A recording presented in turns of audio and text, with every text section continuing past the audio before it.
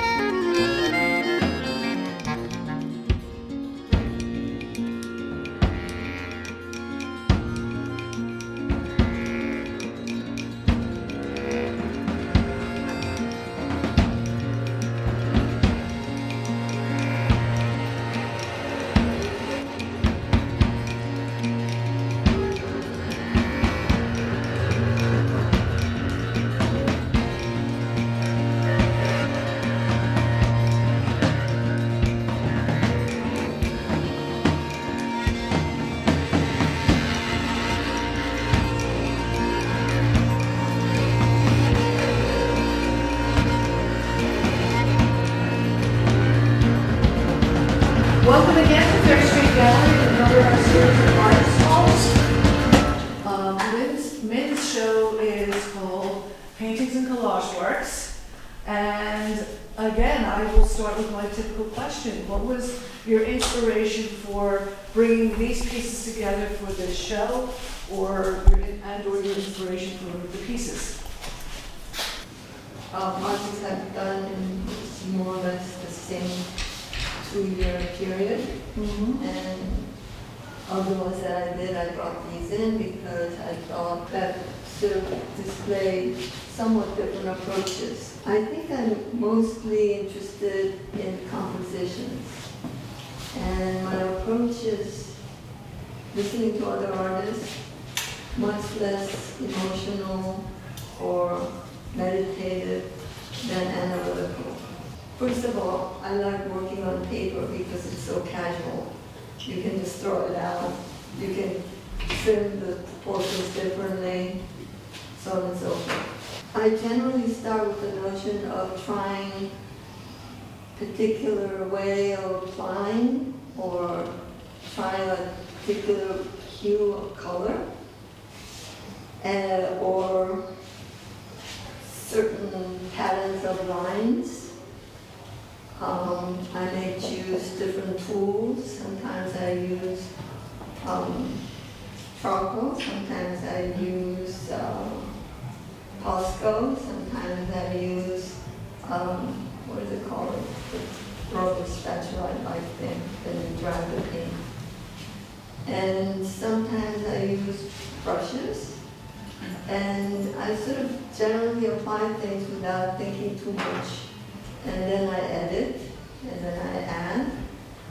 At some point, I look at the piece and decide that certain lines out of the many present certain composition that I like, certain dynamic balance or whatever.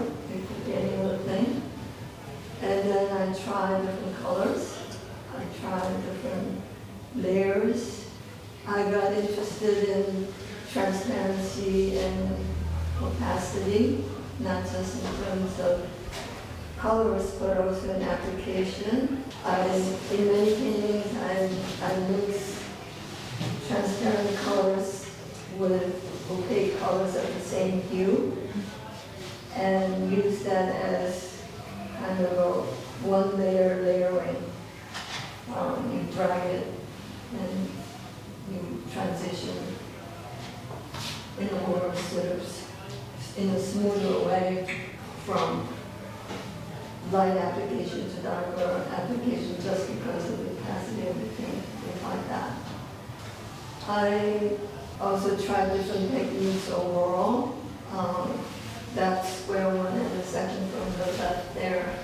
Those are paintings I did with very thin paint and did not go over many layers. I like working fast. Sometimes I make changes that are drastic. It's very different. So I'm not very consistent. I wasn't properly schooled. So in some ways I had not enough knowledge too deliberate or too self-conscious. And I tried different ways of applying things. I like lines, so in many pieces on top of paintings done, I apply Posco lines or some other kinds of lines. These two pieces have more visible mixture of painting and collage. This one, I cut up a painting I had done into 4 strips, and I made the striping quite evident, and then I applied different images from magazines, art books, etc. For example, in this, after a while, I was discovering that some aspect of it presents an oval shape. So I use that, but I fracture it because I think the contrast in texture and directionality and whatnot is interesting. And this one, I started with painting vertically, and then I put different layers of colors to overlap.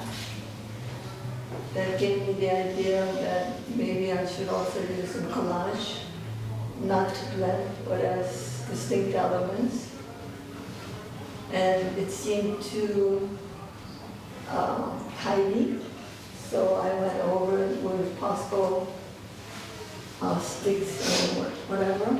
I take pictures with my camera and print out little colored prints of that. And if I have options, sometimes I work on it. The paper I use, the copy I have, I changed the copy recently, and I didn't even know that this can happen, but the prints that come out of that machine can take acrylic paint. On the other hand, it doesn't take pastel very well, or crayons. But anyway, I try those things, and I try mixing things up that way. I also draw right on top of the painting that I'm doing in pastel, because with acrylic you can use a wet paper towel and erase it all. So I used to do that with alcohol, and then it always leaves kind of a dark patch. So I use pastel and things up really nicely. These 3 pieces, the one that's the last one on the left, I was inspired by April, as I keep telling her, because I was enjoying her prints, and I thought, I really would like to do prints, but my studio is small, and I know printing is very messy, so since acrylic is so flexible in so many ways, I thought maybe I could try something that produces something similar to printing. So I did that. There were fairly few layers of colors, and then I applied different, arcs or whatever, using brush in some cases, Posco markers in other cases.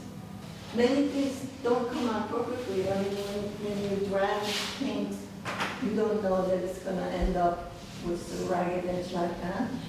But I like that kind of unexpected, spontaneous traces. Your underlying professional practice was as an architect originally. And what strikes me, and I'm wondering if this is more subconscious, all of these have some implied structure. That is, that there is somehow a structure to them. So is that sort of a subconscious part of that training that just kind of comes through? Yeah, I mean, in my earlier days, I started to paint more or less seriously about 8 years ago. I tried to break from that, and I tried different things. But my brain, I think, is just ossified in some ways. I like structure, and it comes through in various ways. Now I just resigned to it, and also the square format in many ways pushes you to think structurally, in my opinion, somehow.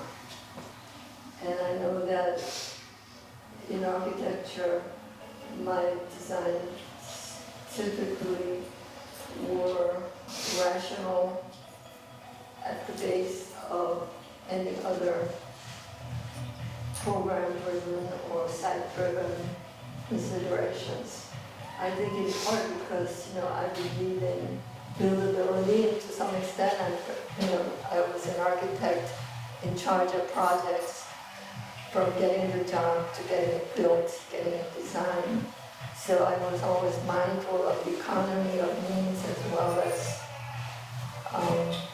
expressiveness of the building. I could not do a Frank Gehry building. I like his stuff for sculptural reasons, but I know that every single one of his buildings leak. Leaks numbering hundreds. Wow. So, I cannot do that because I feel responsible.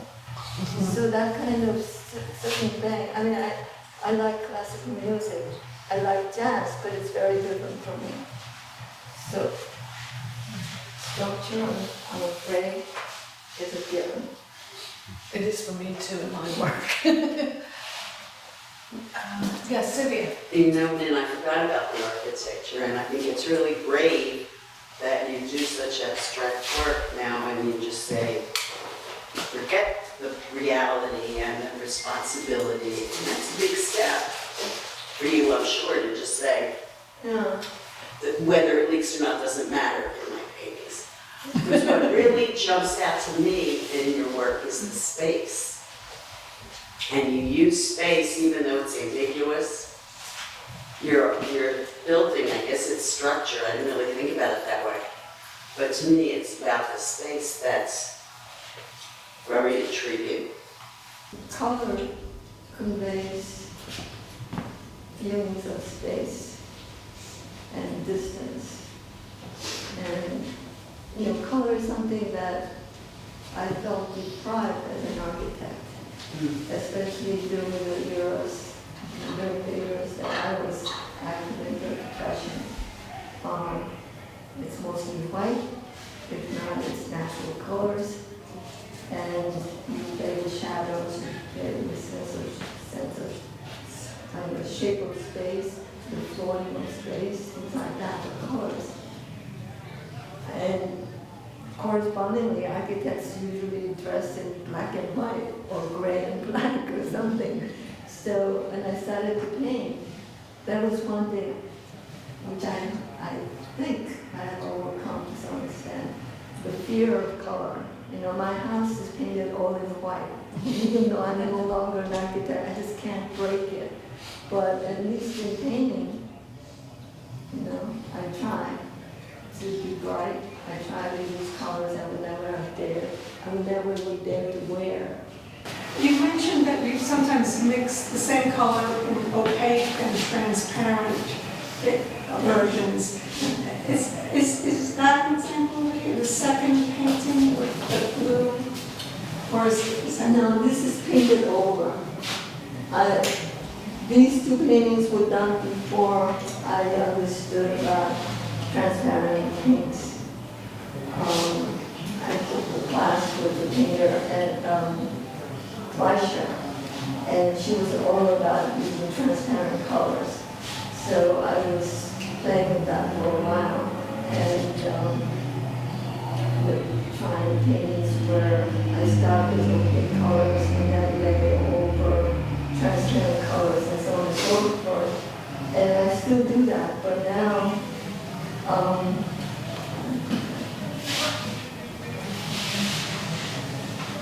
I sort of mix colors and transition from opaque to less opaque, thinning that paint with transparent versions of the same color, and that kind of thing. And you sort of get a different texture mark. You can make it thinner, just you can control the viscosity of the paint rather than just use the paint out of the medium to thinner. Well, then, speaking of color, looking at this, with the exception of this piece here, let me make sure, and even there, although more subtle, every other piece has blue or a purpley blue in it. Was that, I mean, for the show, was that intentional, or is it just these happen to be the pieces and your other pieces at home have other types of colors? But when you look across, the thing that really jumps out are the blues.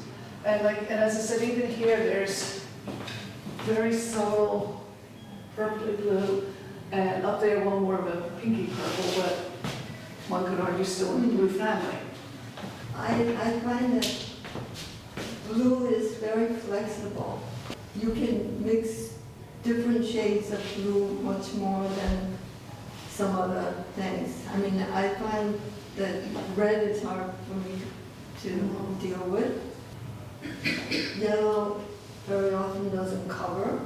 And when I was just starting, I was very thrifty. I knew that most of what I was doing was worthless. I didn't want to waste money on expensive paint and whatnot. And ultramarine blue was plentiful and it was very flexible. And you could do a lot with it, so I used a lot of glue.